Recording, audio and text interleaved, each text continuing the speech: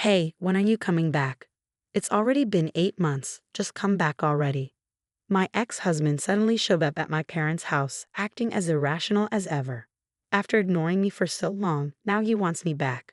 I looked at him coldly and said, "We're nothing to each other now. And besides, I'm married to someone else." My name is Lily, and I'm 35 years old. I work in an office. I've been married to my husband, Ryan, for 2 years. We met through a blind date set up by a friend. She was worried I was too focused on work and wouldn't meet anyone, so she arranged for us to meet. Ryan was there at the party, and we quickly became friends. I liked that he was the one to start conversations because I've never been good at romance. It's easier for me when the other person takes the lead. Ryan is 2 years younger than me, so we were close in age and had a lot in common. We exchanged numbers and started dating. About a year later, he proposed and we got married. I was happy to marry someone I loved, but after we got married, I realized there were things I hadn't noticed before. First, Ryan did absolutely no housework. He never cleaned or did laundry. He had always lived with his parents, but I assumed that, as an adult, he would at least take care of basic chores. But he had zero experience. He had never cooked before, and the last time he held a knife was in middle school home economics class. That was a red flag. It meant he expected me to do all the housework just because he didn't know how. And so my exhausting life began. Every morning, I woke up early to make lunch for both of us and prepare breakfast. After work, I rushed home to cook dinner. It was tough, especially when I was already tired from work. So I asked him, "Can you at least help with cleaning and laundry?" But he just said, "I've never done that before, so I don't know how." He didn't even try. I patiently told him, "I'll show you how, and we can do it together." But instead of learning, he just refused. At first I thought I could handle it, but with my busy job, managing the house became overwhelming. Then, one day, Ryan complained. "Have you been slacking off on the chores? The house is dusty and my clothes aren't washed." This never happened when I lived at home. I was furious. "Then why don't you do some of the housework? Your mom was a housewife, but I have a full-time job." I don't have the same time she did. Instead of understanding, Ryan got mad. "What are you talking about? My mom took care of me and my brother while managing the house just fine. It should be even easier for you since we don't have kids." "No, but just do your job properly." I was exhausted and frustrated. I had been making healthy meals, packing lunches, and doing everything I could. Fine. If he didn't appreciate it, I'd make things easier for myself. I started cutting corners, gradually. For lunch, I used more store-bought bread. I relied on frozen meals for dinner, made quick rice bowls, and simplified everything. I cleaned lightly in the mornings and did a deep clean only on weekends. I used the dryer for most of the laundry instead of hanging things up. Ryan didn't even notice. As long as the house looked clean, he had no complaints, and he never realized I had stopped making elaborate homemade meals. I wish I had done this sooner. Reducing my workload gave me more energy for work. For 2 years, we lived like that. But then recently, Ryan started complaining again. It happened while I was taking out the trash. "What's this?" he asked. "What?" He grabbed the trash bag and started pulling things out.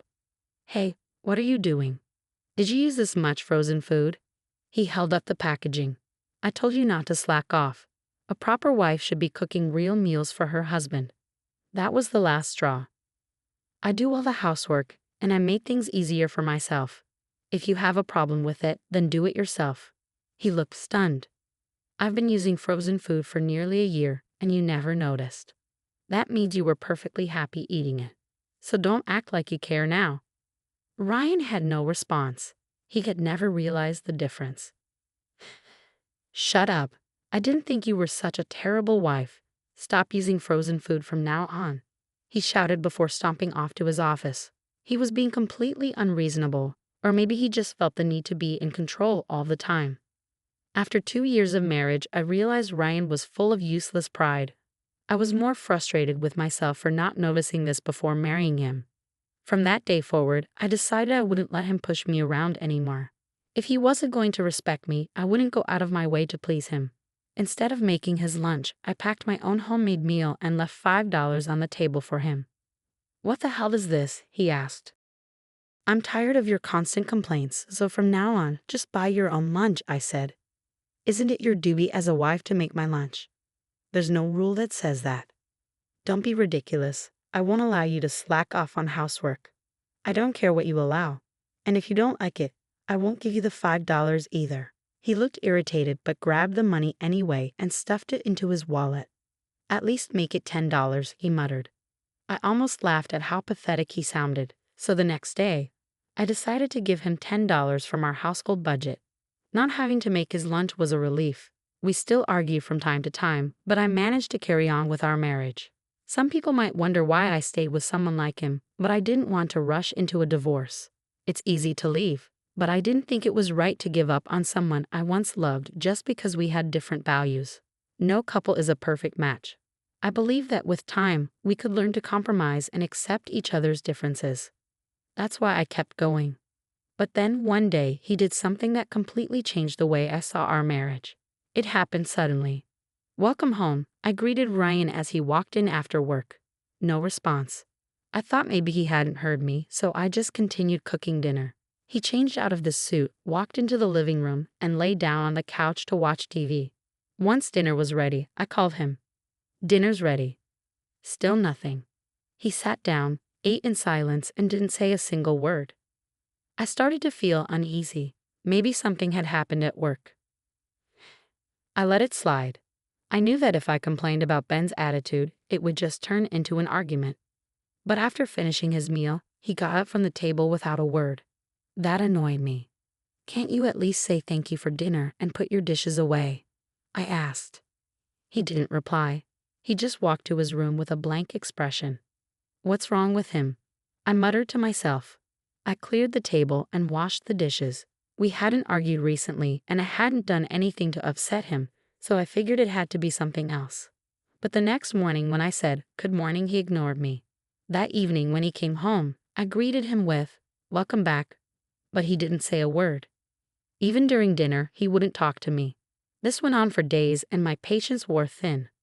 "Why are you ignoring me?" I finally snapped. "If something is wrong, just say it. You can't just shut me out like this." Ben didn't even look at me. He just went to his room again. This silent treatment dragged on for a week. I got tired of it and stopped trying to talk to him. Days passed, then weeks. It had been nearly 2 weeks since we had last spoken. At this point, I didn't even know what his problem was. I was so sick of being ignored that I started thinking, why am I even cooking dinner for him? One evening, I simply decided not to cook. When Ben came home, he glanced at the empty dining table. He looked at me for a second, but didn't say anything. Then he grabbed his coat and left. What is this? How long is this going to go on? I started wondering if staying married like this was even possible. That's when I found the divorce papers. They were in a drawer, already signed by Ben. So he's already thinking about divorcing me. Something inside me snapped. Fine. If that's what he wants, I'll just submit them. I signed my part, took the papers to the office, and filed for divorce. Then I packed my things and went back to my parents' house. They were shocked when I showed up with my bags. But when I told them what happened, they were furious at Ben. I settled into my new routine, commuting to work from my parents' house. I never heard from my ex-husband. A week passed, then another. No calls, no messages. I figured he really didn't care. Part of me felt sad, but mostly, I was angry. I'm going to forget about that guy. And so I moved on. 8 months later, something unexpected happened. One afternoon, I heard a knock at the door. Thinking it was a delivery, I opened it without a second thought. There he was. Ben. I froze. He looked at me, his eyes widening in shock before his expression turned into anger. "Hey, when are you coming back? It's been 8 months, so get your ass back here." Is he serious? After ignoring me for so long? I stared at him coldly. "We're strangers now," I said. "What are you talking about? We're married. Stop being ridiculous and come home." "You're the one being ridiculous," I replied. "You filled out the divorce papers. You signed them. I just submitted them." His face twisted in disbelief. "What? You actually filed them?" "Of course. Why wouldn't I? You had them ready and signed. That means you wanted a divorce, right?" "It was just to scare you. I wasn't really going to divorce you." I shook my head. If you ignore me for weeks, ruin our marriage, and leave signed divorce papers lying around, how else am I supposed to take it? Ben continued. Well, I listened to my boss's advice. He said that since you always talked back, the only way to get you to listen was to completely ignore you and wait for you to come around. Then he suggested I confront you with the divorce papers, and that would make you apologize. I was disgusted. Your boss sounds terrible. How's his marriage going? His wife and kids left him recently. Of course they did. And don't you think you deserve a divorce after doing the same thing? Ben looked uncomfortable, but he was still stubborn. You'll be the one who struggles now that we're apart. You're older, and with a divorce on your record, no one will want to marry you. So why don't you come back to me? I'll make an exception for you. You don't want to be lonely, do you? Stop being stubborn and come back. I sighed and shook my head. I'm married to someone else. Ben's eyes widened in disbelief. Do you really think I'll fall for that? You're a terrible liar. I'm not lying, I replied. Want proof? I went to the bedroom and woke up my husband. He came to the door, still sleepy. When he saw Ben, his eyes widened. This is my husband. Ben was stunned. Wait, you're Lily's ex-husband. It's been a while. What do you want? Did you really remarry this man? Ben asked. That's exactly what I said. You were childhood friends, right? After my divorce, he supported me and we grew closer. We got married because we knew each other so well. Ben seemed shocked. Oh no. What are you doing here so early on a weekend? I asked. Ben stuttered. Well, now you know. I'm starting a new life. If you don't leave now, I'll have my husband call the police. Oh, I don't want that, Ben said quickly, rushing to leave. Then get out of here, I shouted, and he hurried away. My husband, my childhood friend, is a police officer. We grew up together, and when I got divorced, he came to comfort me. He told me I was his first love and had always had feelings for me. We ended up getting married because we knew each other so well. Now we're living happily together, and I'm pregnant. We're excited to welcome our baby into this new chapter of our lives.